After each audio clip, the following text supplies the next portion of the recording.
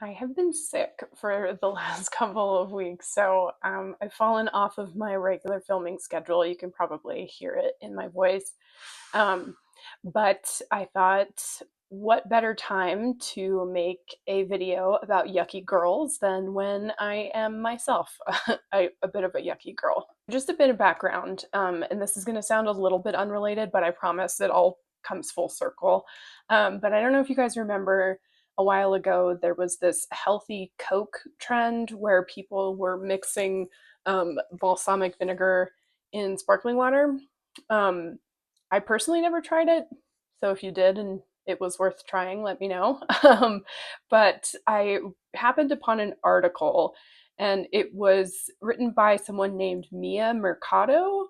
Um, and I'll link it down below for anyone who's interested. And this video doesn't have anything to do with that, but she said in the article, and I quote, "I am a yucky girl who likes gross things." That is essentially the premise for the video today because I too am a yucky girl who likes gross things. So one of my more recent favorite subgenres of horror is what I'm now referring to as a yucky girl movie.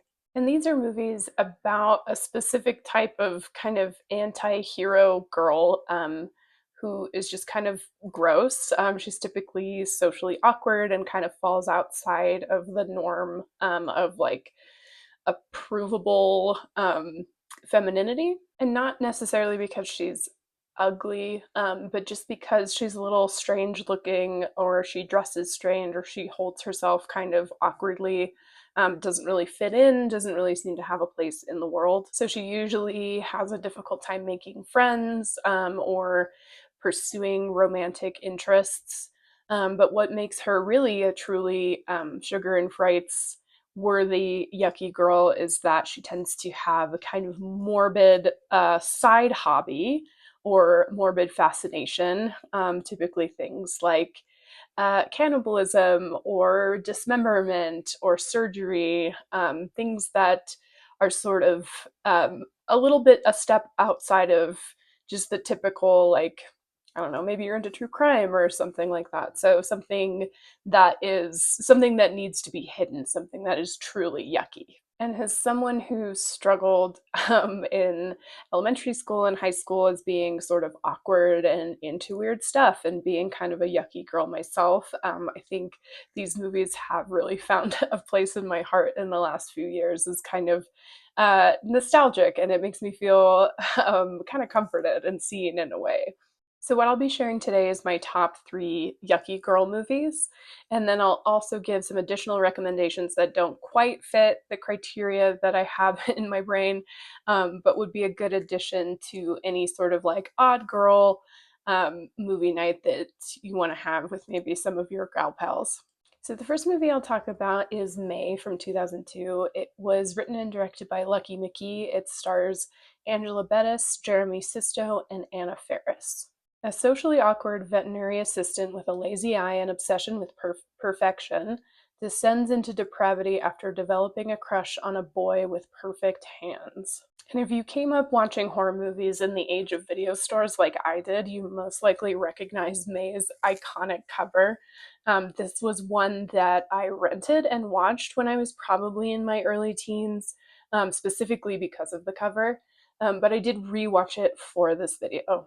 So the Yucky Girl movies can follow our main character in different periods of their life and in their story. May follows someone who is in their adulthood, navigating romance and attraction, and trying to figure out how to be herself, and how to be accepted in her own particular brand of weird. So as she's exploring this, she becomes increasingly more rejected, and this sends her in sort of a spiral down a rabbit hole, which is filled with dismemberment and a particular DIY project, which I won't get too much into, but there's a lot to love about this movie. I really enjoyed the rewatch. I rated it as a 4.5, which I believe is the highest of the movies on this list. It was a near perfect movie for me. I really enjoyed it. I think it is a solid watch. It's one that it doesn't come with a lot of trigger warnings. Definitely check ahead of time if there's things that you're particularly sensitive to. But it's not a particularly difficult watch. It is a pretty heart wrenching exploration of loneliness, and it left me feeling a lot more emotional than I remember from the first time that I had watched it.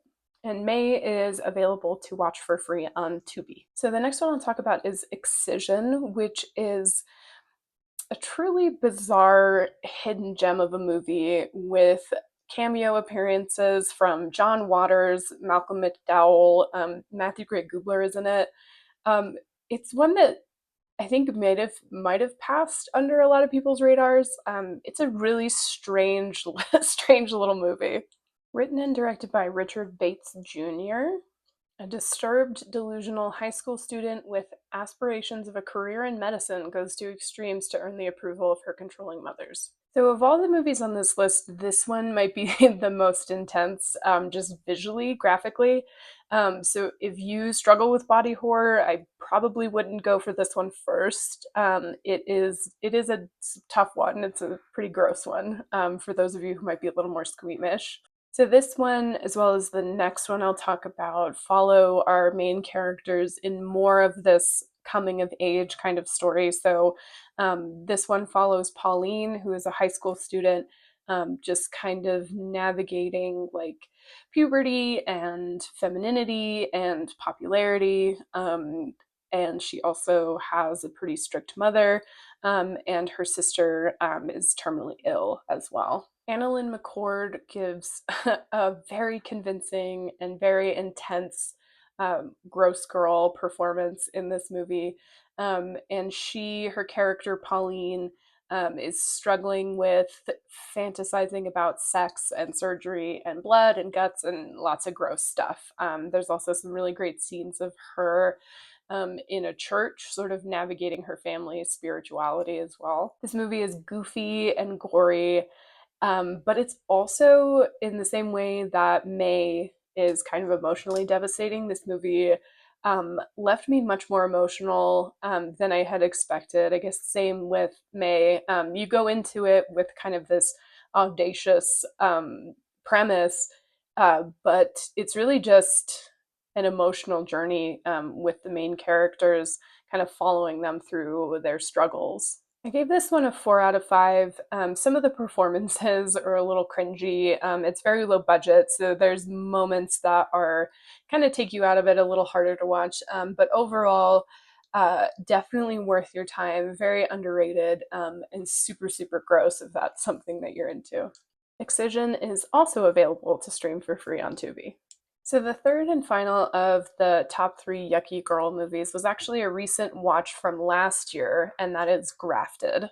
Directed by Sasha Rainbow, a bright but socially awkward exchange student takes her craving for popularity to horrifying heights. If you liked The Substance, this movie is very similar thematically. It's all about beauty standards, the lengths we go to achieve them, and what we'll do in order to hold on to them. And so this one is a coming of age story that follows Jess, who is an exchange student recently who lost her father. Her father was a scientist, and that becomes sort of crucial to her goal of fitting in and making friends. And she just sort of, in the same way as the last two, kind of devolves into this kind of loop of violence and gore. And this one is also probably my favorite visually. It has a lot of pinks. It's very like bright.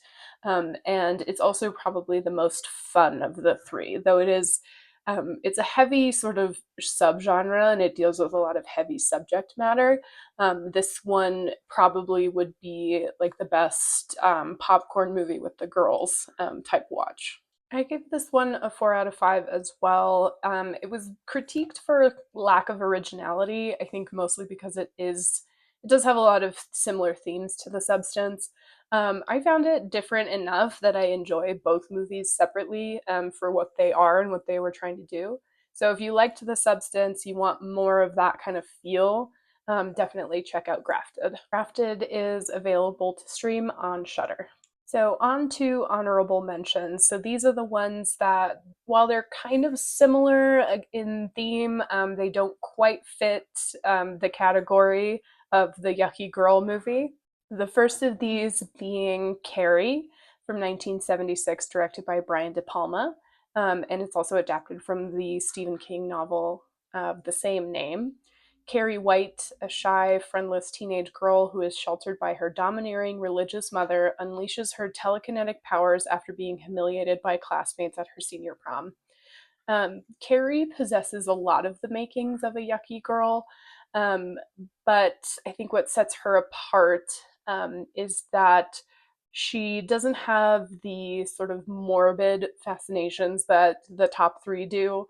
And most of what makes her unique, rather than being sort of yucky and being interested in gross things, she has her telekinesis.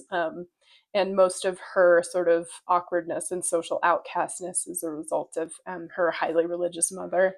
I believe Carrie is available to stream on HBO Max. Next up is Teeth from 2007, directed by Mitchell Lichtenstein. Still a stranger to her own body, high school student discovers she has a physical advantage when she becomes the object of male violence.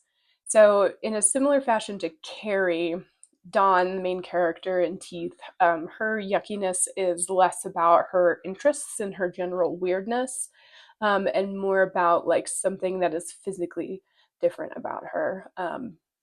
If you know, you know. I personally love this movie, but I do want to give a trigger warning for this one. It does include a lot of themes around sexual assault. Tubi, I guess, is just the gross girl streaming service, because Teeth is also available to stream on Tubi. Somehow, Tubi has ended up being just a great free streaming service for horror movies. There's a lot of really good ones on there. Maybe I'll eventually do a Tubi tier list or something like that. So the next one I want to recommend for an odd girl movie night is Jane Showburn's We Are All Going to the World's Fair, which was released in 2021. And while this wasn't my favorite movie, I appreciated a lot of the things about it. And I do really enjoy Jane Showburn's vision, and absolutely loved I saw the TV Glow, which was released last year. It was one of my favorite watches of last year. Alone in her attic bedroom, teenager Casey becomes immersed in an online role playing horror game wherein she begins to document the changes that may or may not be happening to her. I think this is worth a watch for people who like a more stripped down indie horror. It's definitely got a lot of interesting things going for it. And the main character, Casey, does have a lot of the qualities of a yucky girl. She's socially awkward, kind of isolated, has this kind of morbid fascination and almost obsession with this online game.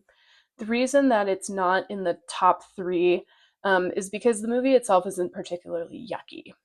There's not really any gore. There's some unsettling parts for sure, but it is by no means like a gross movie for yucky girls. This one is also available to stream on HBO Max. Next on this list is American Mary from 2012, directed by Jen Soska and Sylvia Soska. The allure of easy money sends Mary Mason, a medical student, into the world of underground surgeries, which end up leaving her with more marks than her so called freakish clients. The big trigger warning for sexual assault in this one. There's a very difficult scene. So, definitely, if that's something that you're sensitive to, do your research before going into this one. So Mary in this movie is probably a little too cool and self-assured to be a true yucky girl in the top three category. But her morbid curiosities and her morbid talents, I guess, make for a really interesting body horror movie that I think is definitely worth watching. I will say what really, in my mind, makes a yucky girl is that sort of inherent weirdness. American Mary is about someone who's odd sort of proclivities, their yucky behaviors are resulting from a pretty significant trauma. While the Yucky Girls in the first three movies I talked about, their yuckiness, so to speak, is more just an inherent sort of social outcast type personality. And I think what makes a really cool factor in these movies is that when they sort of start leaning into their yuckiness, into their weirdness, their the things that they find interesting and um, what makes them sort of unique, they gain a sort of confidence, and you can kind of see this in the journey throughout the movie. And while it does tend to leave kind of a body count, which is, not a good thing, um, it's just it makes for a fascinating journey, and I think that that is also really the appeal for me of the Yucky Girl movies, is that you get these great scenes where they are kind of just like, while they started out very like awkward and timid, they have this like character arc where they're more confident, and they're kind of just like leaving everyone behind who was shocked by them, or so it's there's a lot of depth to the Yucky Girl. So my final recommendation in this list is Dinner in America, which was released in 2020 and directed by Adam Remier. Remier? We'll go with that. An on the lam punk rocker and young woman obsessed with his band unexpectedly fall in love and go on an epic journey together through America's decaying Midwestern suburbs. So this one also blew up on TikTok, I believe, last year. And it is not a horror movie, although there are some scenes which give you the secondhand embarrassment that feels somewhat horrific. It's definitely a Yucky Girl movie. The main character is awkward, strange, kind of gross, but that becomes something that she leans into, and it's this one is also different from the rest in that it is like a romance, and while the other three don't lean into that, which is actually a preference of mine. I'm not a huge fan of romance, but I wanted to throw this one on the list just because it's an indie movie. It's got Kyle Gallner, who's great, and it's a fun watch if you're not someone who enjoys gore or gross stuff. So this one it's a coming of age. It's a rom com. It's um, quirky. It's got a good soundtrack too. So we'll just throw it in there. Dinner in America is available to stream on Hulu. If you have any recommendations for Yucky Girl movies you think make the cut, please let me know. I'd be really interested. I'm sort of building this list as I go. Like and subscribe for more Sugar and Frights content, and don't forget to follow me on Letterboxd and Instagram. Thanks.